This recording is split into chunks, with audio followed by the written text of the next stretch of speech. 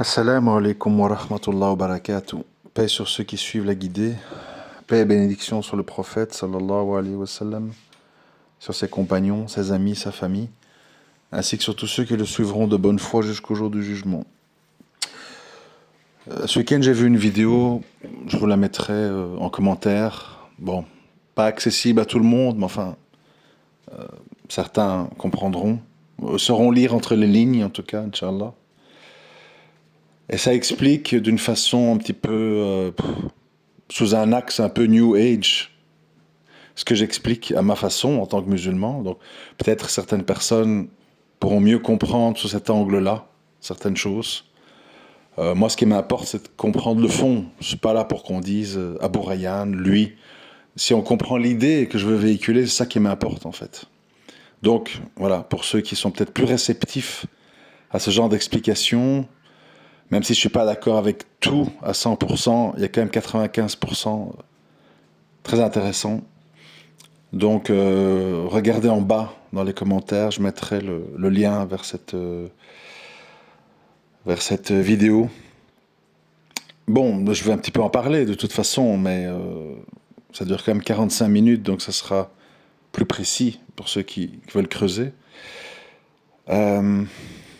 Vous savez, ce week-end, je lisais aussi un post Twitter qui disait, à propos de Joulani en Syrie, les pro-iraniens disent que c'est un sioniste, les Israéliens disent que c'est un dangereux djihadiste, les gens de Daesh disent que c'est un apostat, et les apostats disent que c'est un islamiste. Bon, donc voilà. Donc en fait, ça veut dire, en gros, tout le monde, et c'est la vérité, hein, tout le monde en fait a quelque chose à dire de négatif sur cette personne. J'ai même eu quelqu'un dans mon entourage qui m'a montré une photo sans barbe, bon, je sais pas d'où ça vient, si c'est vrai, si c'est truc, en me disant, regarde, il a les traits d'un juif, c'est un juif, enfin bon.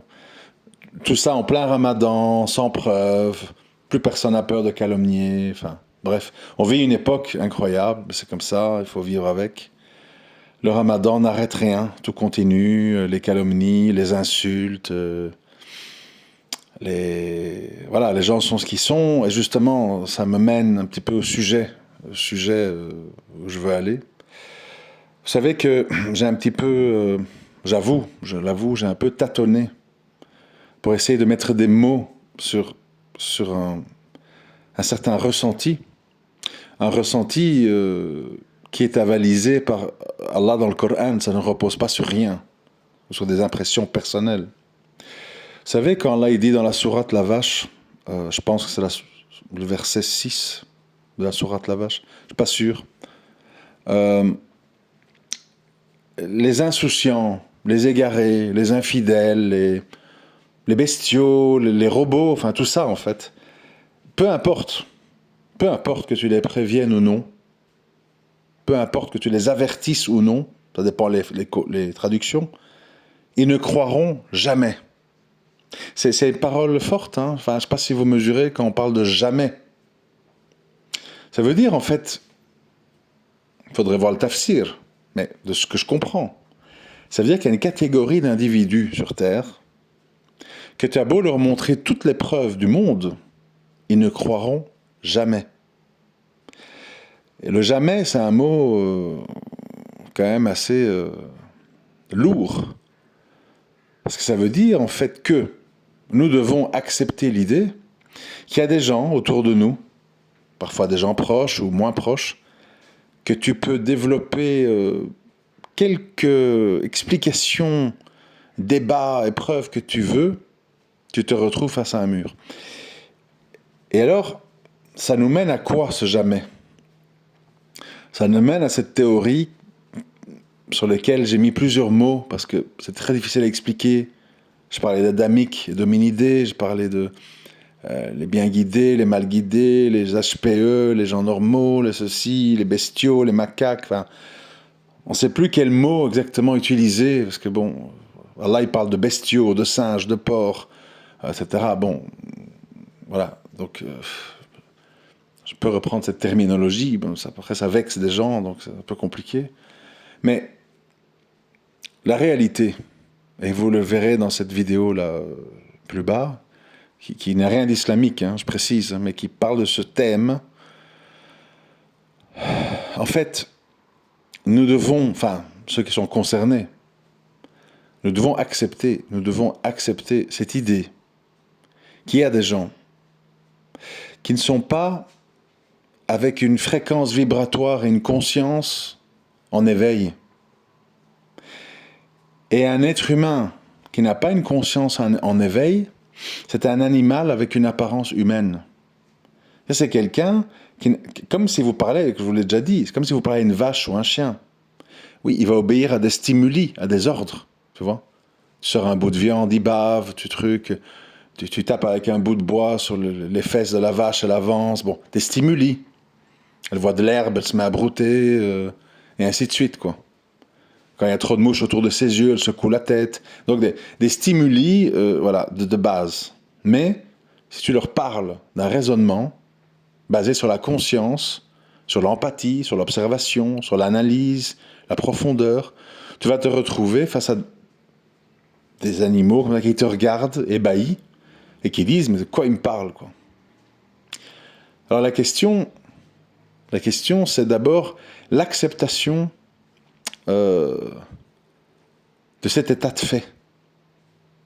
Parce que souvent, je vois des gens, en fait, quand ils parlent de leur vie, quoi, comment est-ce possible que ma mère m'a fait ça? Comment est-ce possible que ma femme m'a fait ça? Comment est-ce possible que... Bon, ben, c'est possible tout simplement parce que les gens n'ont pas le même degré de conscience.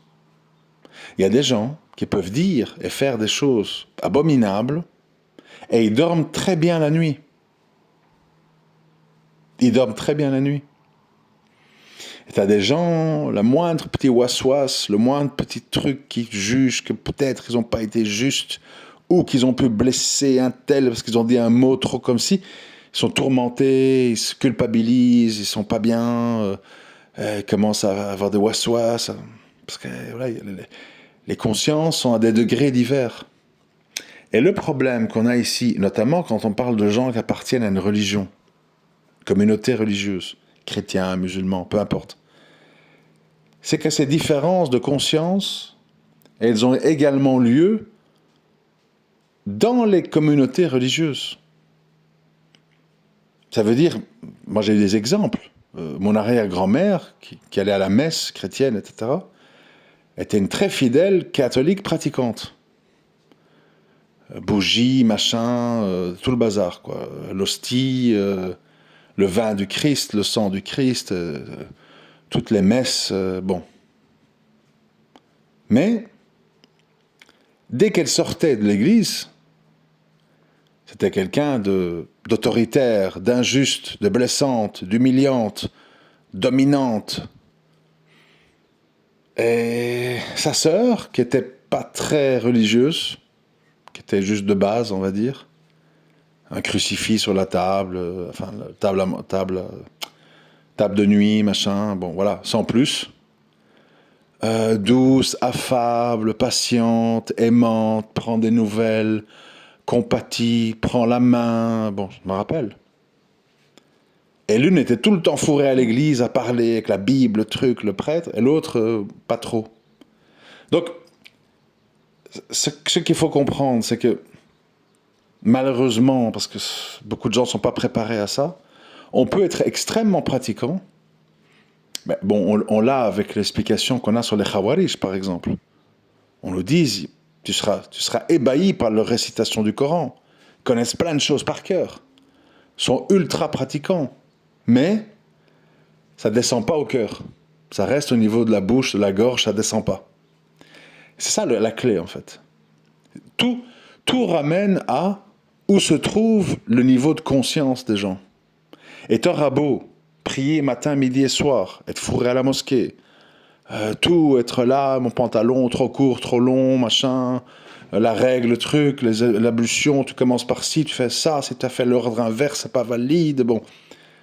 T'auras beau, tout ça, s'il n'y a pas la conscience, t'as affaire à des gens, en fait, qui sont avec un vernis, des mots. Mais dans le fond, c'est pour ça qu'on voit souvent des commerçants ou des gens qui sont tout le temps à la mosquée et tout, qui sont vulgaire, nerveux, impatient, malpoli, pas compatissant, égoïste, parce que ça n'a pas pénétré leur cœur. Et donc, la problématique ici, c'est ça.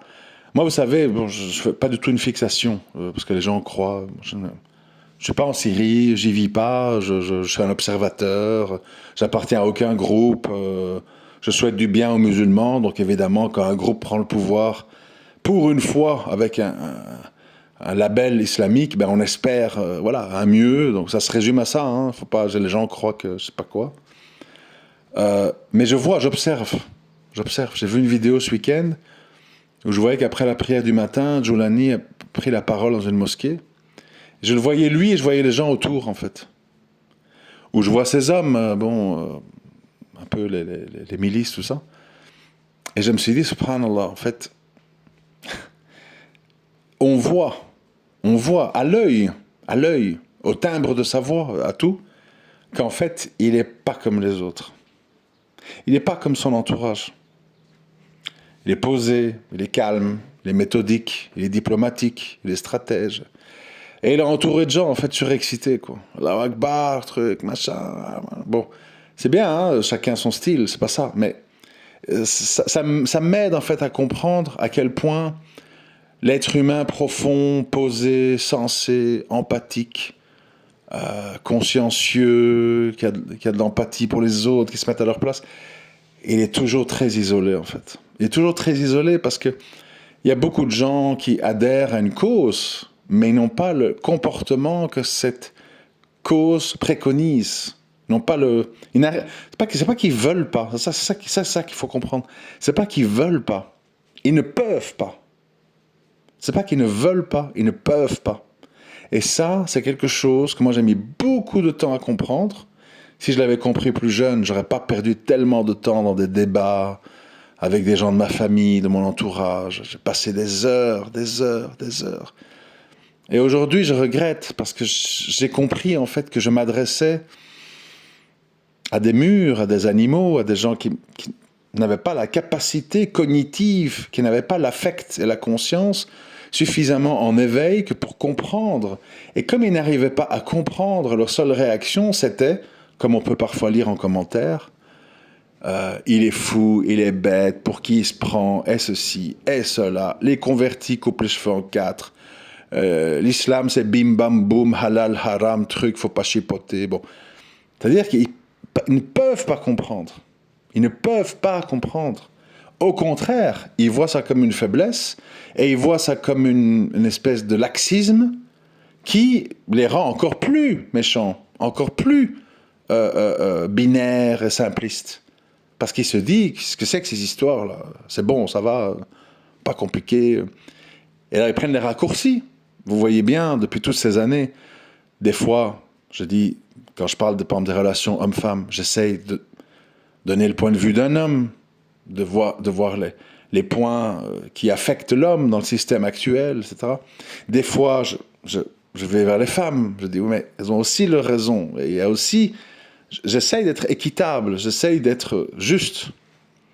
Et tu ne peux pas, moi je ne m'empêche pas évidemment, mais tu ne peux pas, si tu veux l'approbation des gens, parce que les gens fonctionnent par automatisme, c'est-à-dire on te dit, t'es misogyne, t'es féministe, tu n'as pas le droit de la pensée, comment je vais dire, j'aime pas le mot modéré parce que ça n'a aucun sens, mais de la pensée qui normalement est obligatoire pour le musulman. C'est-à-dire une pensée qui tient compte de plusieurs paramètres.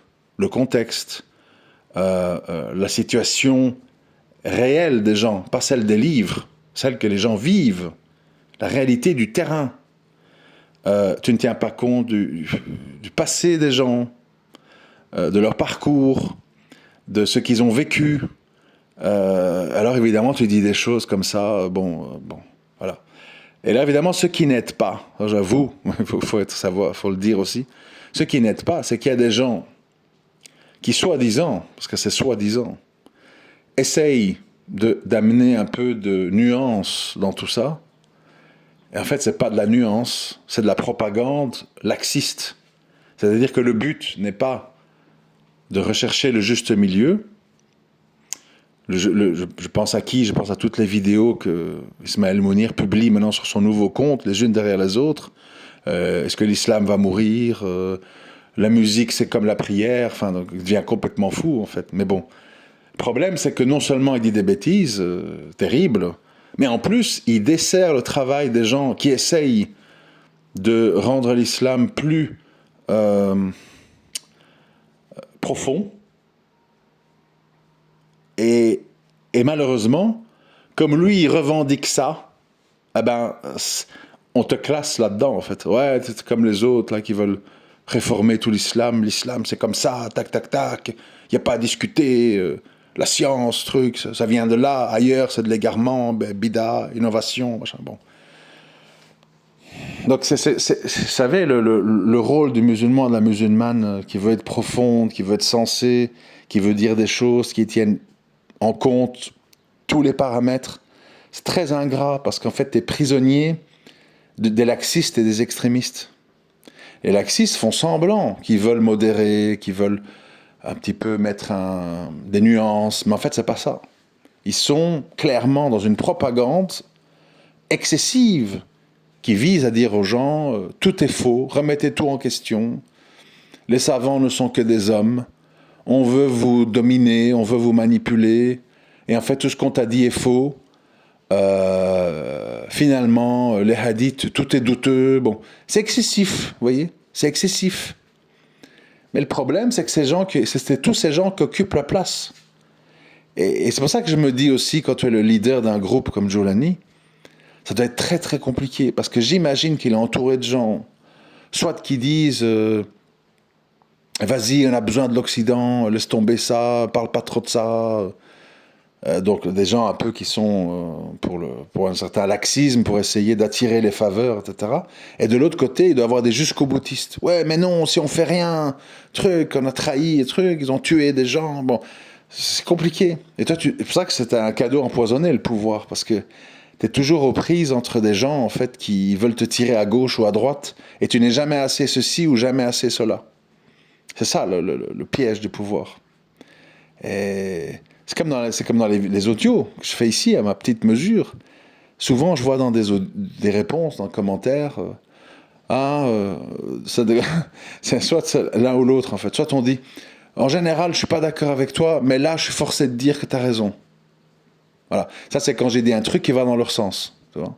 Ou, ouais, j'ai jamais été d'accord avec toi, ou non, ou l'inverse. Donc, j'ai toujours été d'accord avec toi, mais là, franchement, tu vas trop loin.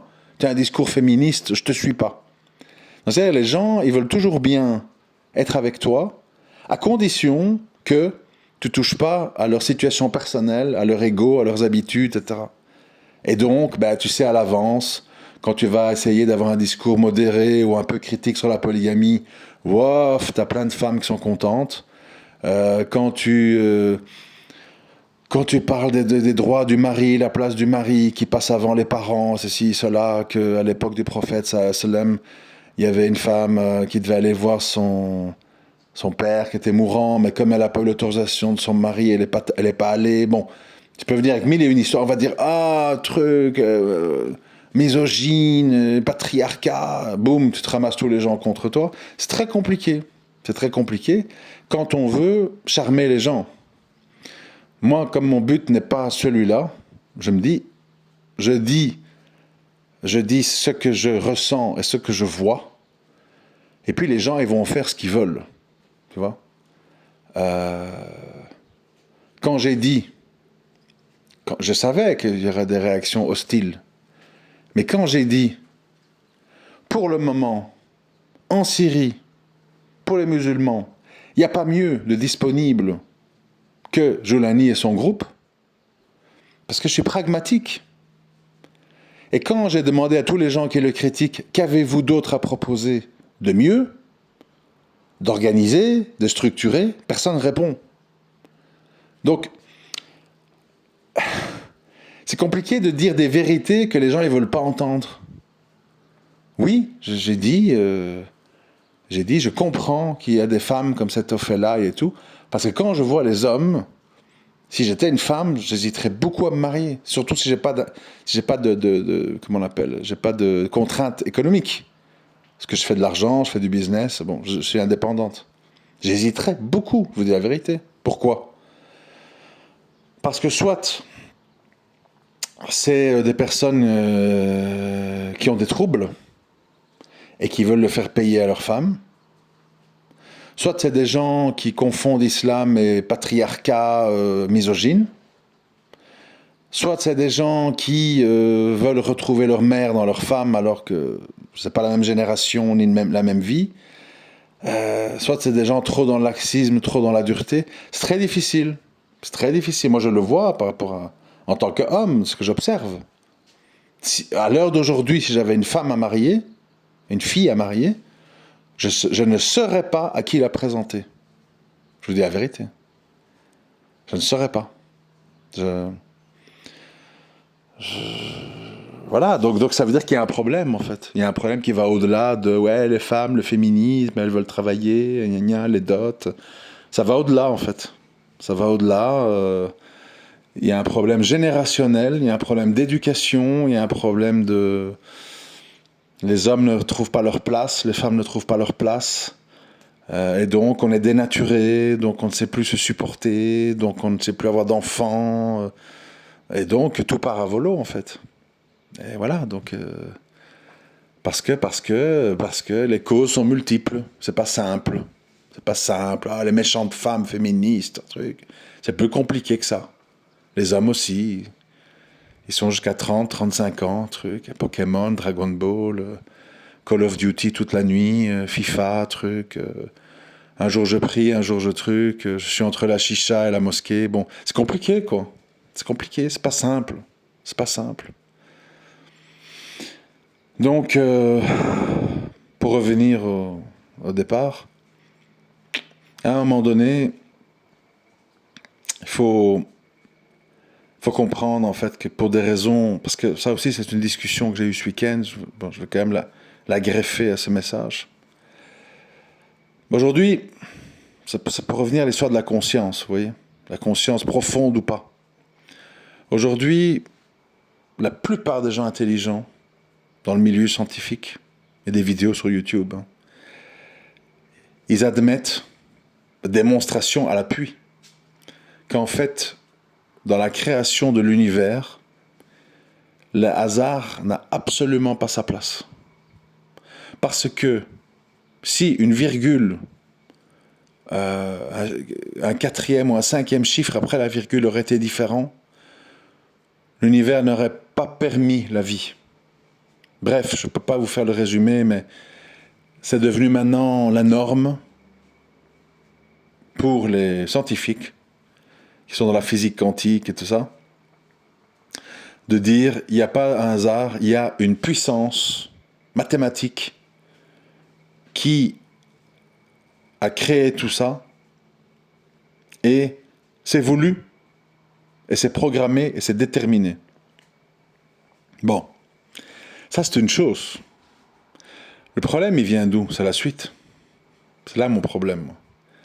La suite c'est qu'ils disent et ils croient. Ce créateur tout-puissant, ultra précis, donc ultra puissant en général, capable de toutes choses, il nous a abandonnés à notre sort après nous avoir créés. Et en fait, il n'y a pas d'interaction. Voilà, il regarde sa création, il n'intervient pas. Ça veut dire qu'il n'y a pas de révélation, qu'il n'y a pas de prophète, qu'il n'y a pas d'invocation, qu'il n'y a pas de changement dans ton destin. En gros, c'est ce que j'ai dit. En fait, qu'il y ait un Dieu ou qu'il n'y en ait pas un, puisqu'il n'est pas interventionniste, c'est comme s'il n'était pas là. Et j'ai fait un parallèle, j'ai dit c'est comme un enfant à qui tu dis, tu sais, ton père biologique, il habite là. Mais ce père, il ne te téléphone pas, il t'envoie pas d'argent, il t'envoie pas de carte, cherche pas à te contacter, il n'a jamais cherché à te rencontrer. On va te dire, oui, j'ai un père biologique, mais j'ai aucune interaction avec lui. Donc c'est comme si j'en avais pas. Il n'existe pas dans ma vie. Donc si à un moment donné on dit, il y a un Dieu tout-puissant créateur de toutes choses d'une façon incroyablement précise et qui nous dépasse notre entendement, mais notre devenir ne l'intéresse pas en fait. Voilà, on évolue, on est des papous, on se bouffe entre nous,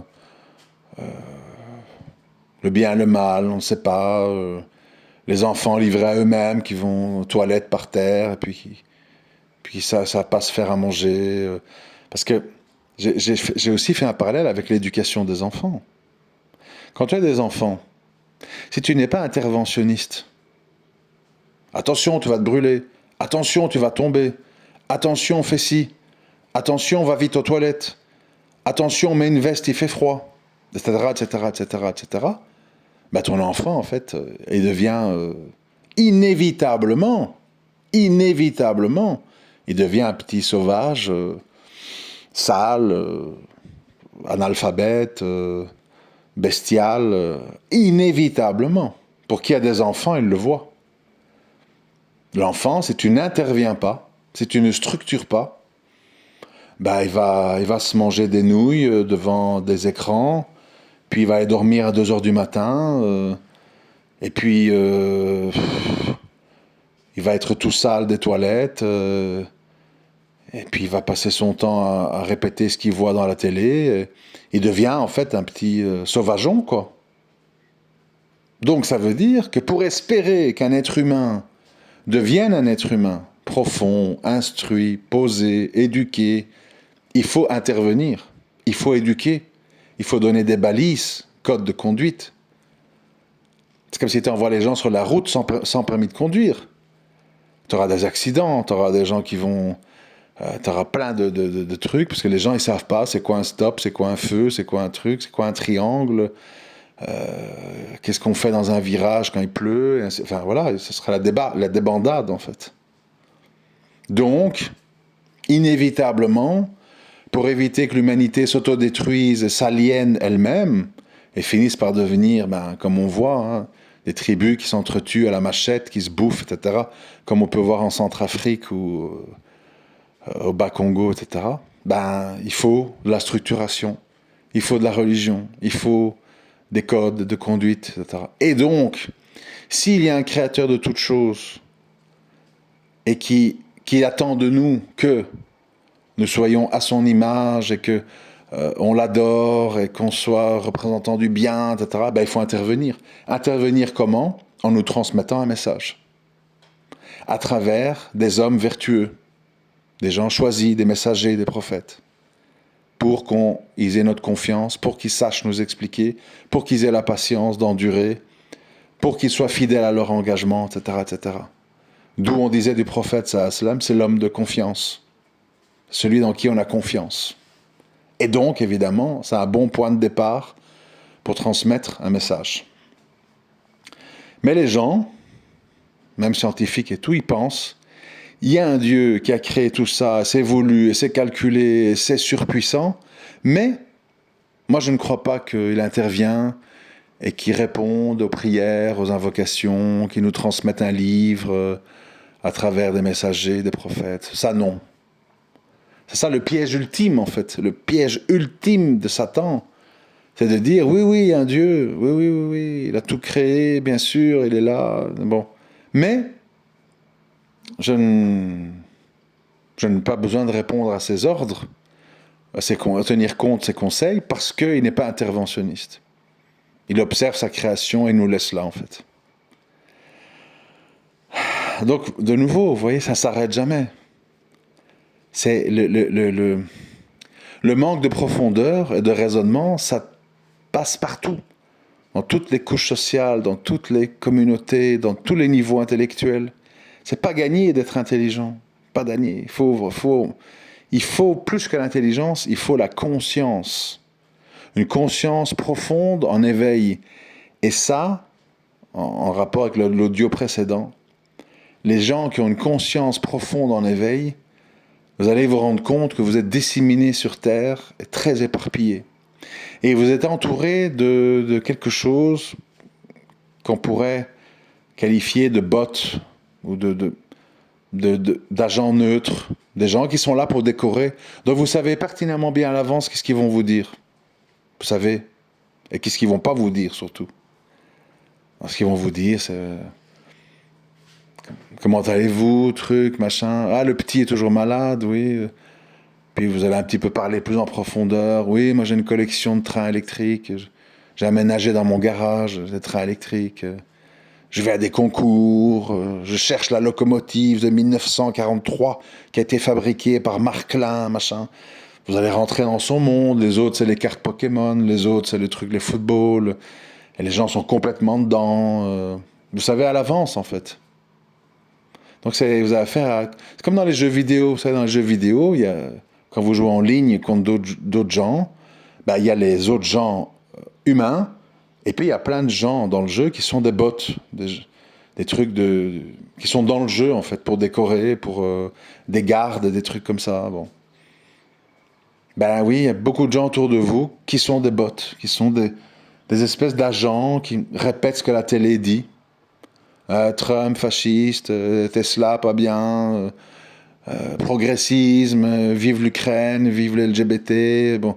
Enfin voilà, qui répètent, quoi. Et puis demain, on va dire l'inverse, et ben ils vont dire l'inverse, et ainsi de suite, quoi. Ils sont des haut-parleurs de la matrice. Et ça, c'est la masse ultra dominante. Ce ne sont pas des êtres humains, ce sont des carapaces humaines. Et à l'intérieur, il y a un robot, un animal, je ne sais pas quoi en fait, je ne sais pas ce qu'il y a. Et quand vous allez leur tenir des propos profonds, même avec des preuves, vous soulèverez l'indignation. Qui es-tu? Pour qui tu te prends? Ça ne m'intéresse pas, je ne comprends rien. Oui, et alors, on peut quand même rien y faire. Toutes des réponses comme ça, préfabriquées, qui visent à clore le débat en fait. T'es conspirationniste, mais non, mais truc, ah, t'as toujours été comme ça, ah, c'est bon, tu nous fatigues, bon. C'est-à-dire pour vous casser, pour vous déprimer. Donc, et je sais que c'est troublant quand ça vient de musulmans, parce que on se dit, oui, mais attends, si en plus ça vient de gens avec qui je suis censé être frère et sœur en islam, comment on fait? Et c'est très compliqué. Je l'avoue, c'est très compliqué. Moi, quand je vois comme ça, bon, ce qu'on peut qualifier d'islamo-racaille, c'est-à-dire des gens qui mélangent dans un même message un verset avec des trucs diffamants, tu vois, sale bâtard, raciste, ouais, t'es juste digne du fan club d'Abou Rayyan, bon, des trucs humiliants, des trucs rabaissants, en plein ramadan, ça les empêche de rien. Tu te dis, ah, il y a un problème en fait, il y a un problème mental, il y a un problème de comportement, il y a quelque chose qui ne va pas. Ben, en fait, ce qui ne va pas, c'est que c'est génétique. C'est viscéral. Tu ne peux rien faire contre ça. Tu peux expliquer 10 heures. On va te dire, oui, mais bon, oui, mes trucs. Bon, combien de fois je dis aux gens, dans des débats, je dis, mais craignez un minimum Allah, la calomnie. Je dis, ce que vous dites là sur X, Y, Z, vous avez des preuves. Vous avez des preuves. Oui, mais non, mais j'ai l'impression.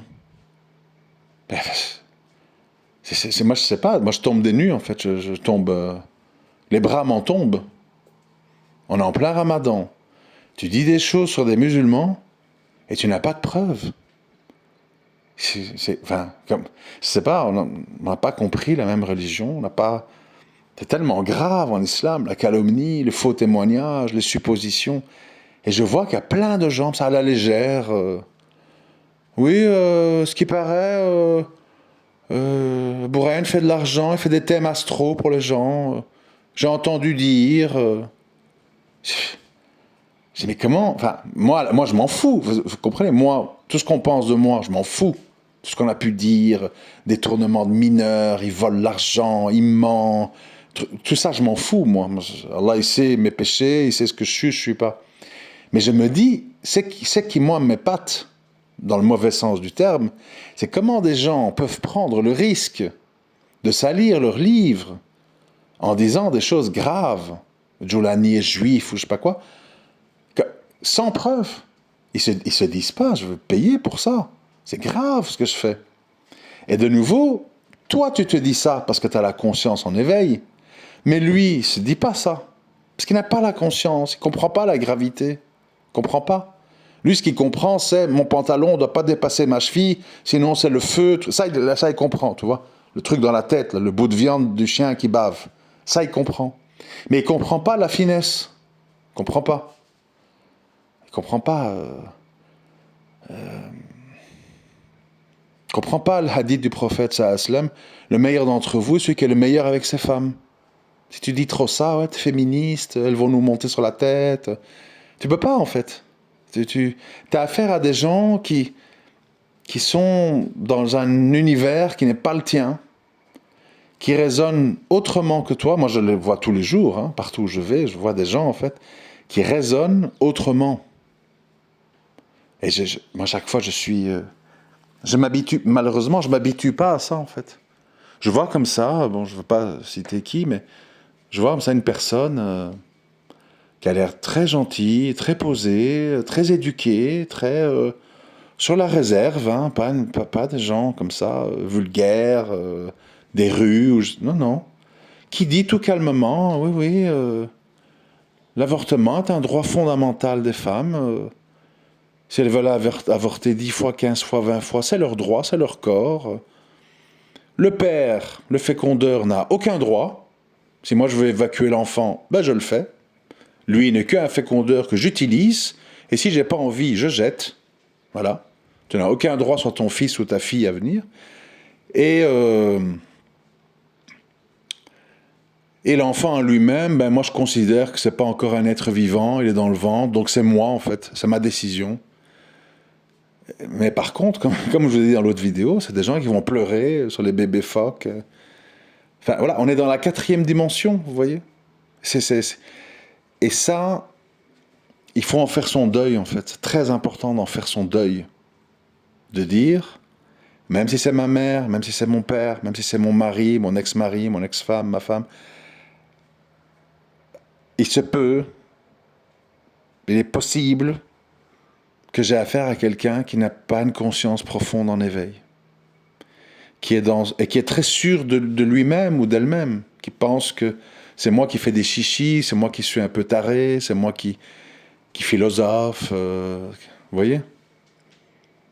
Et t'auras beau, en fait, plus tu vas parler, plus la personne va dire bla bla bla bla, ouais bon, t'as fini ton blabla, tu vois, mépris quoi.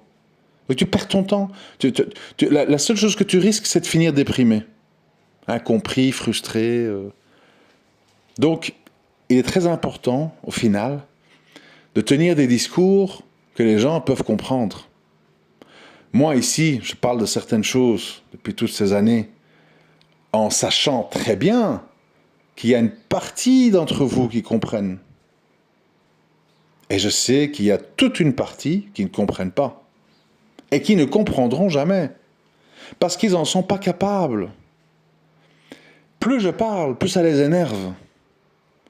Parce que plus ils se disent quoi il vient, pourquoi il critique le groupe que j'aime, pourquoi il défend Joulani, c'est son gourou. Ils ne comprennent pas la finesse, que je fais des analyses comme ça avec du recul, que je n'appartiens à personne, je ne défends personne. J'ai aucun intérêt, ou je ne touche pas de salaire parce que je critique Daesh, ou je parle en bien de Joulani. Ça me rapporte rien, en fait. J'essaye, je n'ai pas dit que je réussis, attention. J'essaye d'être équitable, de parler avec de la retenue, et d'essayer de me mettre à la place de chacun. Parce que ça s'appelle l'empathie, la compassion. Et normalement, nous devrions tous être comme ça, mais ce n'est pas le cas. Et je ne peux pas me censurer parce que certains d'entre vous n'ont pas d'empathie et n'ont pas de compassion. Et réfléchissent avec 1 + 1 = 2, la pluie ça mouille, la chaleur c'est chaud, le feu ça brûle. Je sais pas quoi vous dire à vous, c'est-à-dire je ne parle pas votre langue, je ne fonctionne pas comme vous. Et plus vous allez écouter, moins vous allez aimer, et plus ça va vous énerver.